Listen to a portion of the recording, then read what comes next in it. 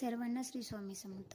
तर सकाळी छान अशी देवपूजा वगैरे झाली, सर्व देवांना फूल वगैरे अर्पण करून झाले, आरती वगैरे सुद्धा करून झाली आणि चातुर्मास लागलेला आहे म्हणून दोघं टायमिंगला तुपाचा दिवा लावायचा देवघराजवळ सुद्धा आणि तुळशीजवळ सुद्धा. आणि छान अशी सकाळी महाराजांची आणि शंकराची आरतीसुद्धा करायची. त्याच्यानंतर लगेच स्वयंपाकाला लागले. स्वयंपाकामध्ये मला उसळ बनवायची होती, त्यासाठी मी 1 ते 2 शिट्टी लावून घेतली कारण ती मऊ असते आणि लवकर होते. नंतर कढई ठेवली, त्याच्यामध्ये तेल टाकून हलकी फुलकी जिरं मोहरीची फोडणी दिली. नंतर कांदा लसूण आणि थोडासा हिंग आणि मीठ टाकून दिलं. मीठ टाकून झाल्याच्यानंतर कांदा वगैरे छान मऊ होऊन जातो आणि नंतर जे काही आपले पावडर मसाले असतात ते सर्व टाकून घेतले. आणि किचन किंग हा मसाला मी आवर्जून प्रत्येक भाजीमध्ये टाकत असते आणि याच्याने खूप छान अशी टेस्टसुद्धा येते भाजीला. त्याच्यानंतर जे काही मटकी होती त्याला जास्त शिटी लागून गेली होती म्हणून ती अगदी मऊ असल्यामुळे लवकर होऊन गेली. नंतर ती छान अशी फ्राय केली. अगदी थोडंसं किंचित पाणी टाकलं कारण थोडी पाणी हवी होती म्हणून.